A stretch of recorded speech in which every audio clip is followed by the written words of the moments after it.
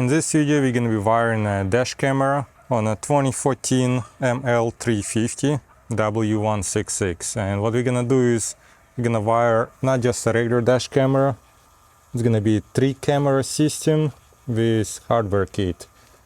Purpose of doing the hardware kit is to have some capability of camera recording when vehicle is off. And that's the hardware kit. It has options there for battery voltage, where once it goes below, let's say 12.2 volts, camera gonna shut off to preserve battery life. Camera I went with is VIOFO. As I said before, it's a 3-camera system, and this video is not gonna be a full review of the actual camera. There are plenty of reviews available on YouTube, and my research shows that that's probably the best camera to get. Before doing anything with the camera, first thing we need to do is install this hardware kit, and we need to find ground, constant power, and ignition power. And I'm going to be using this tool, connects to power ground here. That should help me find the power. I know there are a couple of fuses over there, and I could get some power from this area. Obviously, if I could get all power from here, that'd be better, because you don't really need to do much wiring from here. Just push it down. We'll do same thing on the other side.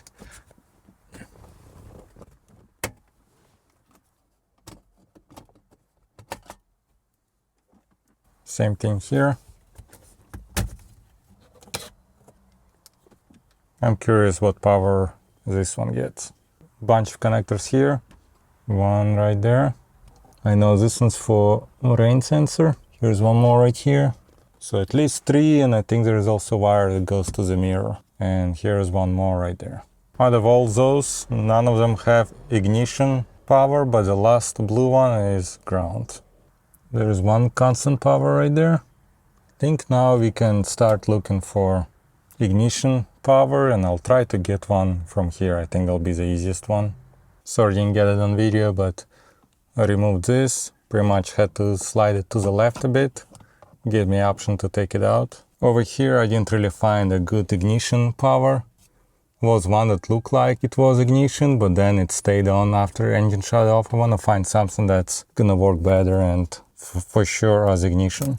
No idea how to remove this piece. I'm trying to figure it out now. Gonna put this back on. No need to have it removed for this.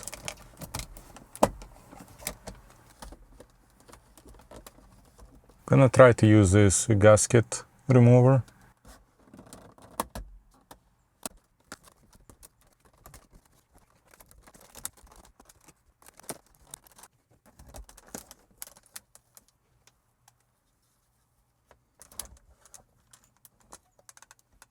It's out.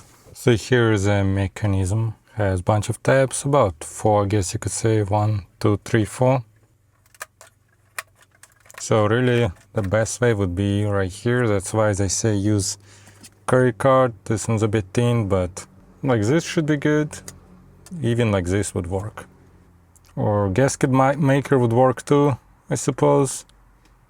You lift it up. Obviously if you do it on one side, it's not gonna be as good. The best would be somewhere right here in the middle. And then that should work. So here's what we have now. And what I'm gonna do is I'll try to find wiring here. What I like about here is there's definitely going to be room up there for this control box and maybe some excess wiring, versus over here you don't really have that much space. Here's a constant power, can't miss it, it's a red wire. This thick one, brown, is ground. Now I have to find ignition.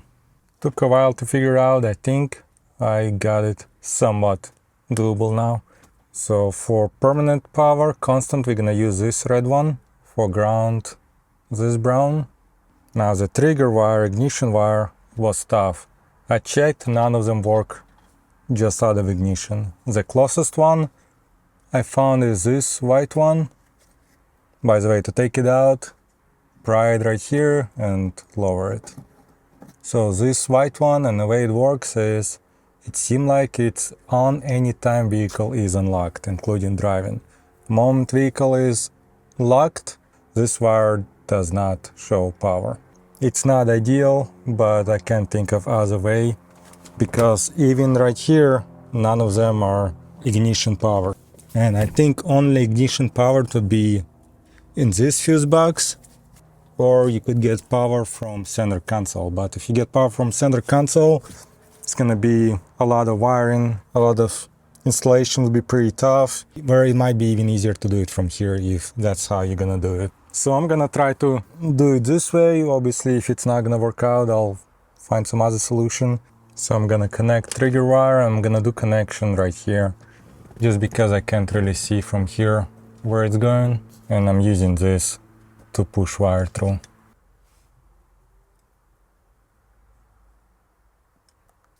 Other thing, I have those fuses or fuse holders. I thought about using them here. I decided not to, just because this one's already fused. Whether I'm gonna use here is already fused. It won't hurt obviously to fuse it. I just don't have much room there for those. But I might change my mind later and put it here. I used this tool to spread the insulation apart. Used pick tool to make a hole in the wiring, and that's how I did this. Now I'll just use electrical tape. Not best way to make connection, but it should be fine. As this one's good, I'll just push it back in.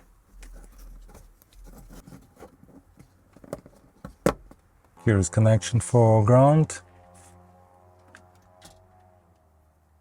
It's also a good idea to use small zip tie here, just to keep pressure on this connection. And here is constant power.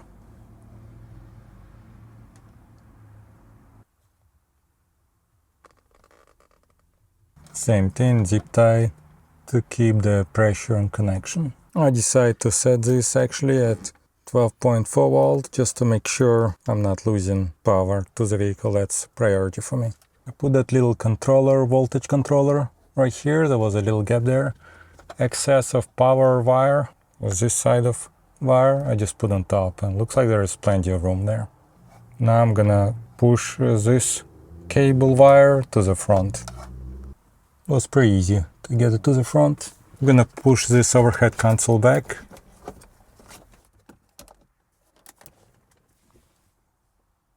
Gonna put this back on. Okay, that's back. Just make sure the cable's not in the way. Initially I had issue with that, but after cables were cleared out of the way, it went in with no issues. To make a cleaner looking install, I broke one of those pieces, which allow me to push in the power cable. So it snaps in place, and look at this. I think that looks pretty cool. I think I'll put camera here. I really like the design that this mount, you can just keep it there and you can actually remove the camera. So as soon as I open the door, recording starts. To put interior camera wiring to kind of hide this wiring, I actually made 2 holes here. So all wiring is tucked away pretty good. Now I'll put this cover back on. That looks actually pretty good. Now we're not done yet. There is one more camera to wire, the one to the rear, and that one gonna be the toughest. Now we're gonna have to do this wiring all the way to the back window. Gonna take this cover off.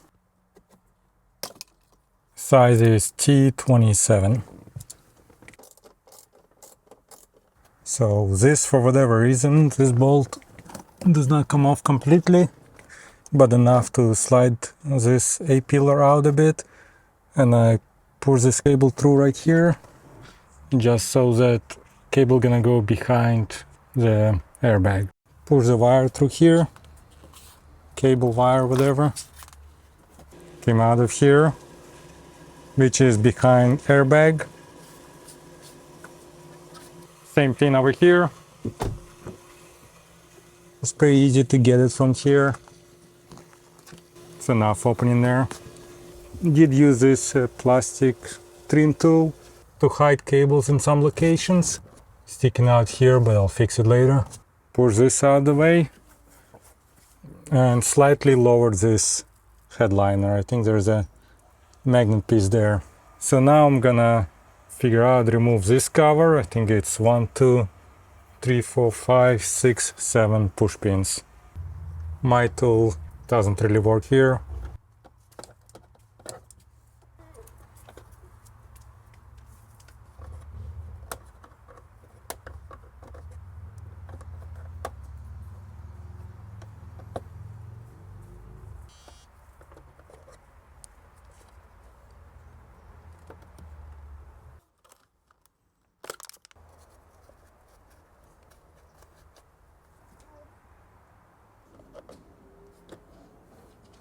think that's all. I'll lower this.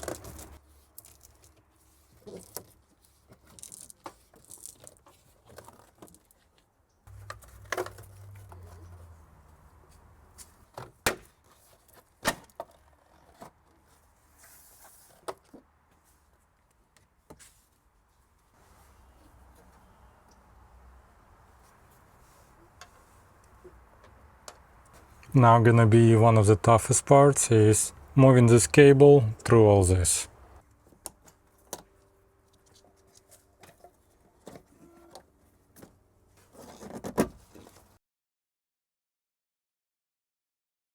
Try to do without using anything else. It went up, now I'll use my other hand to get cable from there.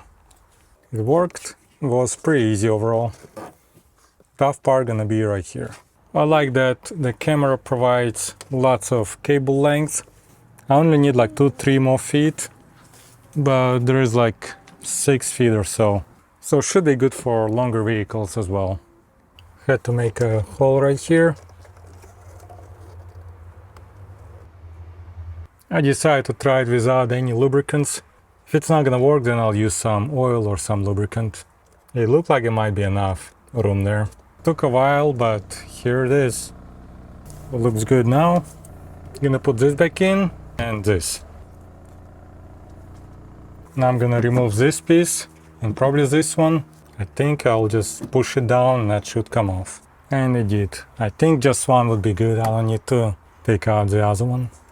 Now I'm gonna push this up to get it out of here. It's out. Now I'm gonna close this one. Here it is. Middle, I believe, is right here, so should be good. Excess wiring I just left in this area, so now I'll put this back. Secure this back on. Took this out with a flathead screwdriver. I'll try to put this on. Finally done. That wasn't easy. It sucked. Now I'm gonna put this piece back on.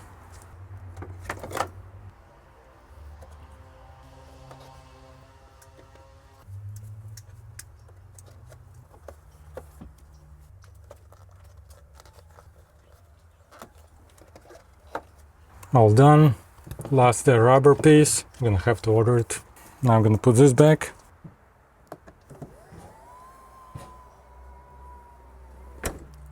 Gonna secure this bolt right here. Bought 20 of those on Amazon. Hopefully it's gonna fit. Looks good. During driving I noticed the dash camera goes in and out, so I think what the problem is, the voltage might be set too high. So I'm gonna set it one lower, set at 12.4, I'm gonna reduce it to 12.2. I'll see if that's gonna make a difference. Looks like I'm gonna have to make some changes. Pretty much I noticed while driving, the dash camera would power on and off while driving. Eventually I figured out my parking mode was disabled, I enabled it, but still while driving it shouldn't switch to parking mode. Did some testing.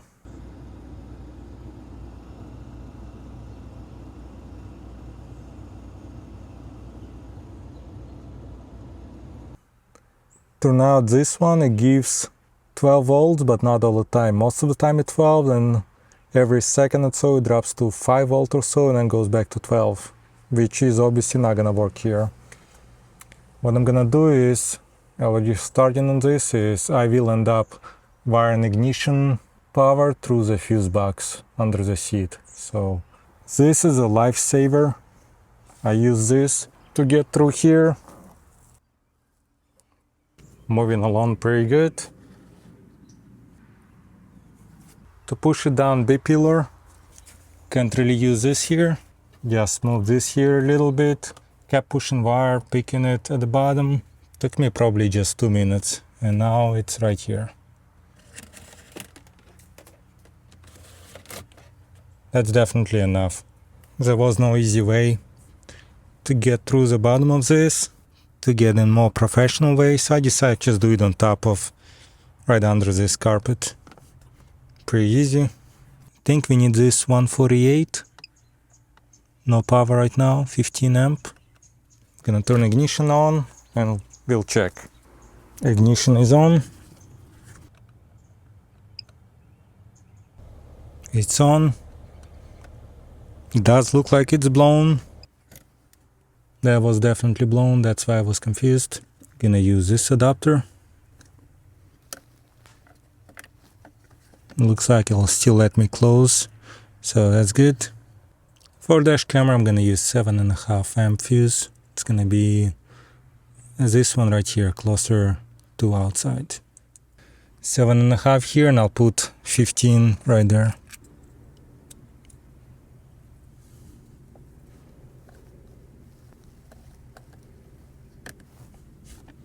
Let's try now.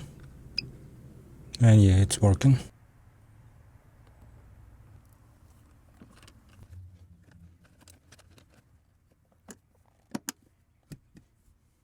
Now I'm gonna put everything back here.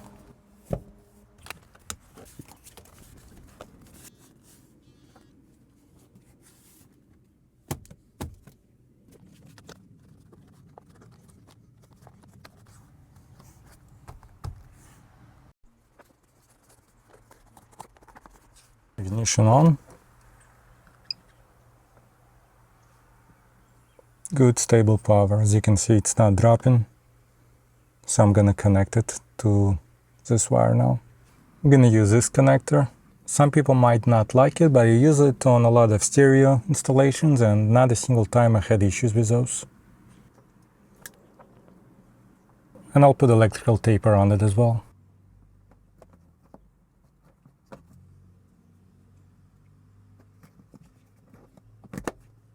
And I'll check, turn ignition on. I decided to run constant wire into a fuse box as well. The reason is because it looked like I wasn't getting full 12 volt from here. I was getting about 11 and a half. And I noticed that the camera was not recording for a long time after engine shut off. So if you're doing this, might as well do 2 wires at the same time instead of doing one and a couple of weeks or months later do another one. And constant power driver's seat and passenger seat, they get constant power.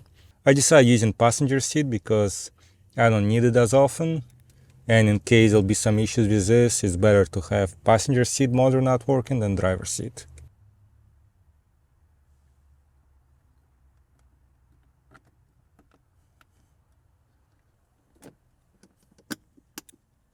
Vehicle is off, camera is recording, so it is definitely working.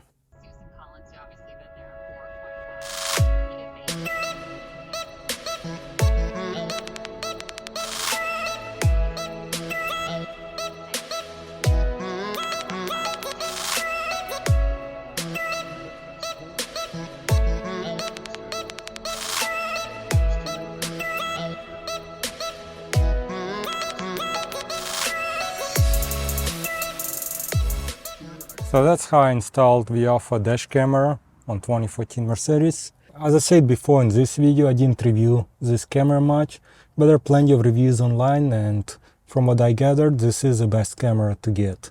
I'll provide Amazon affiliate link to this camera, as well as 4 tools I used in this video to get this job done. If you have any questions, let me know. I'll try to reply as soon as I can. Thanks for watching. See you next time.